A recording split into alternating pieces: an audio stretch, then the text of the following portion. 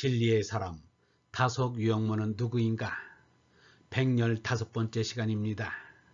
오늘은 죽은 개구리를 슬퍼하노라, 죽은 개구리를 슬퍼하노라 라는 제목으로 말씀드리겠습니다.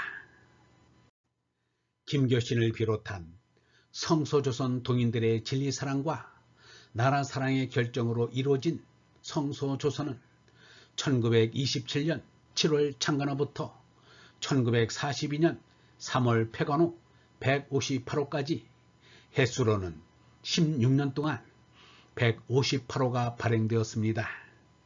유영모처럼 158호의 뜻을 붙이면 일타파입니다. 일본 제국주의 침략하려는 마음을 두들겨 깨뜨려 부수자는 성소조선 정신이었습니다. 또 한다발입니다. 성소조선은 하느님 아버지께 드리기 위하여 배달결의 제단에 바쳐진 더없이 아름답고 향기로운 마음의 꽃다발입니다.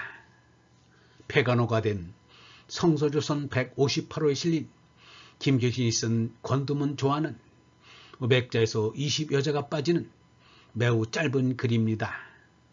200자 원고지 3장에 쓰인 글입니다. 촌철살인이라는 말이 있지만 촌철활국의 명문입니다. 동아일보사가 선정한 근대 한국 명론설 33편 가운데는 김교신이 쓴 조화가 들어있습니다. 조화를 쓰게 된 내력은 김교신의 지극한 사랑을 받은 제자 유달령이 잘 알고 있습니다. 조화를 쓸 때 김교신과 유달령은 개성에서 이웃에 살았습니다. 스승 김교신은 개성 송도고등보통학교 교사였고 제자 유달령은 개성 호수던유학교 교사로 있었습니다. 존경과 사랑에 도타운 정신적인 유대를 가진 두 사제는 언제나 새벽에 송악산 계곡에서 기도하고 냉수마찰을 하였습니다. 유달령은 그때의 일을 이렇게 회고하였습니다. 내가 송도에서 김교신 선생을 이웃에 모시고 살 때에 김교신 선생은 겨울에도 날마다 어두운 새벽에 송악산 깊은 골짜기로 들어가 기도를 했습니다. 그 골짜기에 작은 폭포가 있고 그 폭포 밑에는 물이 고여 하늘 빛깔을 띤 소가 있었습니다. 김교신 선생이 옷을 벗고 몸을 씻으며 찬송을 부르면 개구리 떼들이 감흥하듯 몰려들었습니다. 선생은 이 개구리들을 귀여워했습니다. 추운 겨울이 되어 소가 얼어붙고 개구리들도 자취를 감추어 쓸쓸해졌습니다. 봄이 다시 돌아와 소를 덮었던 얼음이 풀렸는데 죽은 개구리들이 물 위에 떠돌아 처연함을 금할 수 없었습니다. 그런데 자세히 보니 소 밑에 아직 몇 마리의 개구리들이 살아남아 움직이고 있었습니다. 선생은 크게 기뻐했습니다. 이것은 물론 단순한 개구리 얘기가 아닙니다. 일제의 순환을 겪는 우리 민족을 상징한 함축성 있는 글입니다. 조화. 작년 늦은 가을 이래로 새로운 기도터가 생겼었다. 층암이 병풍처럼 둘러싸고 가느다란 폭포 밑에 적은 담을 형성한 곳에 평탄한 반석 하나 담 속에 솟아나서 한 사람이 꿇어앉아서 기도하기에는 천성의 성전이다.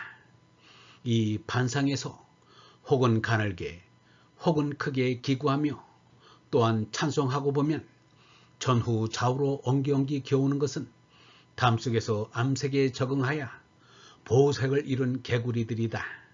산중에 대변사나 생겼다는 표정으로 신뢰의 객에 접근하는 친구 와군들, 때로는 5-6마리, 때로는 7-8마리.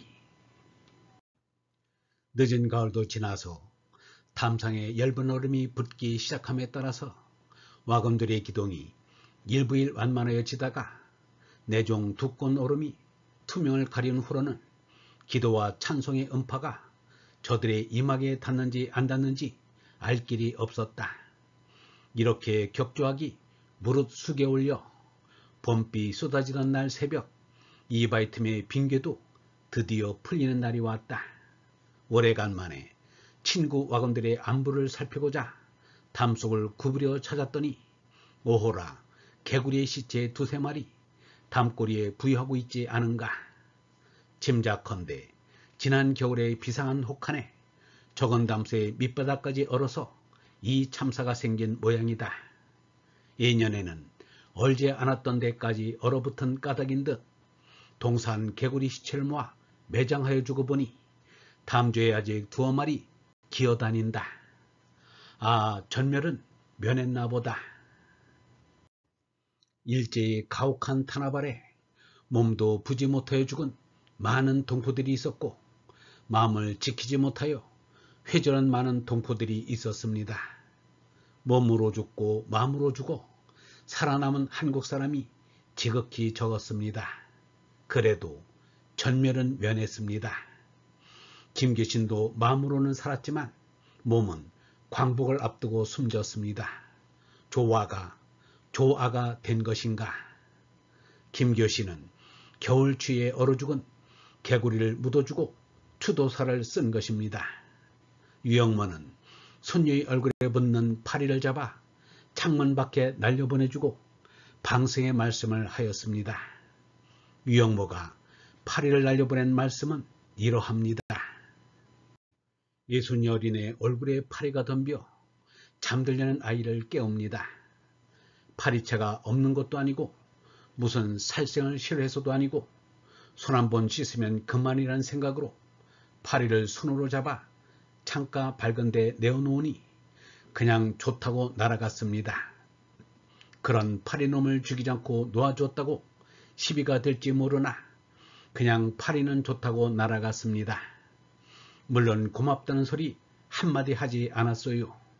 무슨 잔치 때 비둘기를 일부러 사서 방주를 해서 새를 살려준다는 표시를 하기도 하는데 생명과 생명, 존재와 존재의 그 관계는 무척 많은 문제가 있습니다. 너는 나를 위해 죽으라는 것이 짐승 새끼의 삶입니다. 내가 너를 위해 죽겠다는 것이 하느님 아들의 삶입니다. 얼번 여러분, 생명은 소중한 것입니다.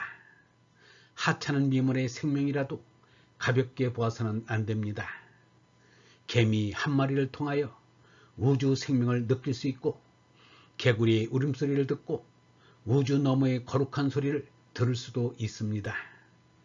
땅속의 지렁이라고 그 생명을 우습게 생각하면 안 됩니다.